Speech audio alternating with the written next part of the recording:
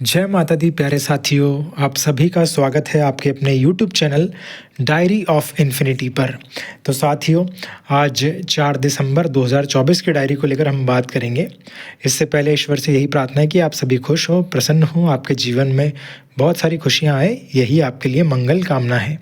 तो साथियों, 4 दिसंबर 2024 की डायरी में हम जिन पॉइंट्स पर बात करेंगे, एक तो ये है कि मैंने बहुत नज़दीक से महसूस किया इस चीज़ को 1-2 दिन में कि इमोशंस कैसे ऊपर नीचे होते हैं और उसका कैसे प्रभाव पड़ा। थोड़ा-सा इस पर हम बात कर लेंगे, ठीक है? ये थोड़ा अलग तरीके से बात करेंगे इसमें।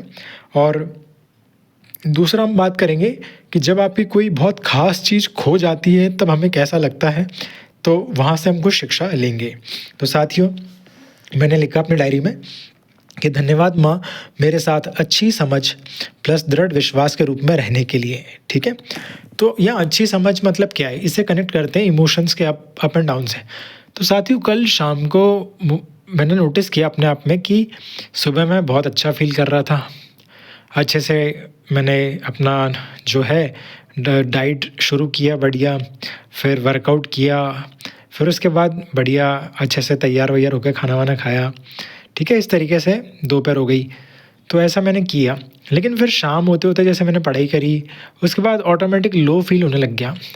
मतलब कुछ भी करने का दिल नहीं हो रहा था, चुपचाप अकेले बैठ जाना और फिर शांत हो जाना, तो ऐसा महसूस हुआ। जबकि मुझे पता था कि ये टेम्परेरी फ़ीलिंग है, ये स्थायी नहीं है। एकदम से शरीर का एकदम से शांत हो जाना, ऐसी फ़ीलिंग थी जो कि मुझे पता था कि ये फ़र्ज़ी है, टेम्परेरी है, इसका कोई स्थायित्व नहीं है। मैं खुद को बार-बार ऑटो सजेशन से समझा भी रहा था। और ऐसा करते-करते रात में मैं सो गया जल्दी। तो मुझे पूरा भरोसा था कि वो टेम्परेरी है। फिर सुबह उठा तो मैंने नोटिस किया कि मैं बहुत ही एनर्जेटिक हूँ। बहुत अच्छे से मैंने फिर वापस अपना दिन शुरू किया। जो मेरे कुछ काम छूट गए थे जल्दी-जल्दी किए मैंने अपना। जो कल मुझे इंस्टा पर टास्क भेजना था वो भेजा, सुबह पोस्ट भेजनी थी वो भेज दी।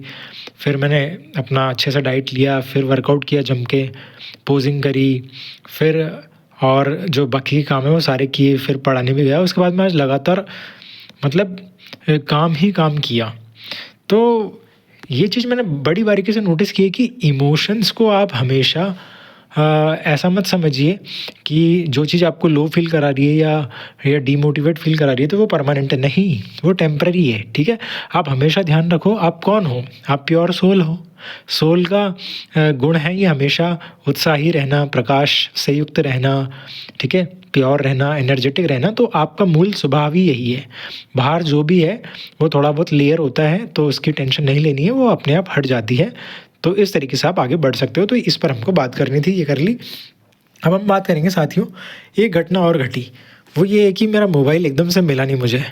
थोड़े समय तो हम एडजस्ट कर लेते हैं यदि अपना मोबाइल कभी खोता है या कुछ ख़ास चीज़ खो जाती है कि हाँ, यहीं कहीं होगा आस-पास, तो ऐसे ही कुछ मैंने भी सोचा। लेकिन जब बार-बार उसे ढूँढते हैं और जहाँ-जहाँ हमको लगता है कि यहाँ-यहाँ हो सकता है और वहाँ-वहाँ वो नहीं होता है, फिर हमारा मन नेगेटिव सोचने लगता है। ऐसा लगता है कहीं खो तो नहीं गया? ऐसा लगता है कहीं गिर तो नहीं गया? ऐसा लगता है अरे यार! छूट गया कहीं तो क्या होगा? फिर हमको वो सारी नेगेटिव चीज़ें चलने लगती है कि यार उसमें तो मेरी सारे नोट्स थे, उसमें तो मेरी सारी पोएम थी, मेरा पूरा डेटा उसमें था, उसमें मेरी कितनी अच्छी फ़ोटोज़ थी, मेरे सारे गाने उसमें थे, मेरा पूरा काम ही उससे होता है, मेरी डेली पोस्ट ही वहाँ से डालता हूँ। तो इतनी सारी चीज़ें मतलब आपके दिमाग में आ जाएगी। मान लीजिए आप बिज़नेसमैन हैं या स्टूडेंट हैं कि आपके सारे लेक्चर उसमें रह गए, आपके सारे कॉन्टैक्ट उसमें रह गए, आपकी सारी रिकॉर्डिंग या फिर आपके सारे इम्पोर्टेंट जो भी डॉक्यूमेंट होते हैं वो सब उसमें रह गए। तो नेगेटिव ऐसे चलता है मन की मेरा तो सब कुछ चला गया, यदि मोबाइल चला गया तो साथियों, जब तक मोबाइल अपने पास होता है हमको उसकी इम्पोर्टेंस समझ में नहीं आती है। जैसे ही वो खोया तब एकदम से लगता है कि सच में ना खो जाए भगवान। फिर आखिरकार वो मिल गया। लेकिन मुझे ये शिक्षा मिली कि जब हम किसी चीज़ को खो देते हैं ना तभी हमें उसकी वैल्यू समझ में आती है, और जब वो पास होता है तो हम उसे अंडर एस्टिमेट कर देते हैं। यही चीज़ हमारी बहुत सारी जीवन में भी लागू होती है। बहुत सारे जीवन के कई पहलू में हम कई बार रिश्तों में नज़रअंदाज कर देते हैं जो व्यक्ति हमारे साथ होता है। हमें ऐसा लगता है कि ये तो है ही, इसकी क्या परवाह करनी। तो वो चीज़ उसके जाने के बाद हमें बहुत ये महसूस होता है कि हमने बहुत कुछ अनमोल चीज़ गँवा दी है, ठीक है? इसका एक उदाहरण मैं बताता हूँ। एक बार सपनों में मेरे पिताजी की मृत्यु हो गई और मैं जैसे ही मैंने देखा कि ये हुआ तो उस दिन मैं फूट-फूट कर रोया उठकर। तब मुझे ये महसूस हुआ कि पापा का होना कितना महत्वपूर्ण होता है अपने जीवन में। तो उसके बाद से मैं पापा से थोड़ा शांति बात करता हूँ, कभी उल्टा जवाब देना थोड़ा कम ही किया है मैंने, थोड़ा-सा ध्यान रखता हूँ कि उनको दुःख ना पहुँचे। तो इसका मैं ध्यान रखता हूँ क्योंकि उस दिन मेरे को ऐसा लगा कि यार पापा नहीं है तो फिर मैं उन्हें कहाँ से लेकर आऊँगा? कहाँ से ढूँढूँगा मैं उन्हें? हाँ, क्योंकि वापस लाने का कोई रास्ता तो पता है नहीं। तो ये चीज़ मेरे को महसूस हुई, इसीलिए मैं हमेशा पॉज़िटिव ही रहता हूँ सभी लोगों के प्रति, क्योंकि किसी का दिल दुखाकर कहाँ जाएँगे, और जब कोई चला गया तो फिर ज़िंदगी भर इसी बात के लिए रोते रहेंगे कि माफ़ी भी नहीं माँग पाए हम उनसे, है ना? तो इसीलिए मेरा दिल हमेशा शांत रहता है सभी के लिए। और ऐसी ही घटना और बताऊँ मैं आपको, तो साथियों जो टाइम है ना हमारा, उसको भी कनेक्ट करना, कई बार हम टाइम यूँ खिल्लियों में उड़ा देते हैं। हँसी मज़ाक करेंगे, गप्पे लड़ाएँगे, बकवास करेंगे इधर-उधर की। कुछ नहीं रखा है, टाइम भी चला जाएगा, उसकी फिर बाद में बस महसूस ही होता है कि यार काश उस समय मैं पढ़ लेता, काश उस समय मैं बिज़नेस करता बढ़िया, काश उस समय मैं अपनी स्किल पे काम करता, काश उस समय मैंने ये कर लिया होता। तो वो बस काश ही रह जाता है, ठीक है? तो काश आपकी लाइफ़ में नहीं होना चाहिए।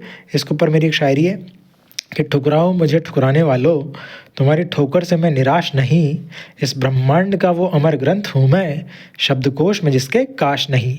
यानी कि मेरा ऐसा मानना है कि मेरा कोई टाइम वेस्ट नहीं होता है, मेरा हमेशा इन्वेस्ट ही होता है, कोई ना कोई चीज़ मेरे लाइफ में काम आ जाती है। और ये एटीट्यूड जब से मैंने रखा है तो हर चीज़ मेरी लाइफ में ऐसे ही काम करती है। यदि मैंने कहीं भी समय दिया है तो किसी न किसी रूप में मेरे लिए आज प्रोडक्टिव ताकत बन रहा है इस बिलीफ के कारण। साथ ही उसके अलावा इस चीज़ को आप एक जगह और उदाहरण से समझ सकते हो कि एक बार जैसे कि मान लीजिए मैं एक पत्नीव्रत सिद्धांत का पालन करता हूँ, ये इस पर मेरी दृढ़ आस्था है, ठीक है? तो जिनके प्रति मेरा समर्पण है, एक बार सपने में आया कि उनकी शादी कहीं और होने वाली है, तो उससे एक दिन पहले मैं उनसे ऐसे ही मिलने का मौका मिला सपनों में। तो मैं तो आश्चर्यचकित रह गया कि ये क्या हुआ? तो उस दिन भी मेरे को नींद नहीं आई थी रात में।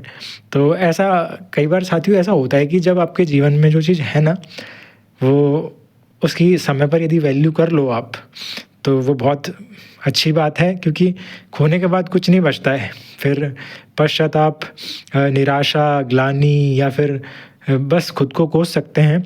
बाकी जो समय पर है उसकी इज़्ज़त करो, शुरुआत करो अपने मम्मी-पापा से, ठीक है? उनका सम्मान करो, उनके लिए जितना बेटर कर सकते हो करो, ठीक है? और इस दिशा में आगे बढ़ो। अपना जो टाइम दिया है उस टाइम की वैल्यू करो, क्योंकि समय किसी के लिए रुकता नहीं है। तो समय को पकड़ लो अच्छी आदतों के साथ, तो वो आपको बहुत ऊँचा उठा देगा, ठीक है? तो साथियों आज के लेक्चर में यही महत्वपूर्ण शिक्षा है, ठीक है? अगले में हम बुक्स के ऊपर बात करेंगे काफ़ी सारी, जो 3-4 दिन से छूट रही है, ठीक है? मैं उनको नोट्स बना रहा हूँ, तो उन पर भी बात करेंगे। तो आज के इस लेक्चर से आप 2 शिक्षा ज़रूर लीजिए कि जो आपके पास है ना उसकी वैल्यू कीजिए।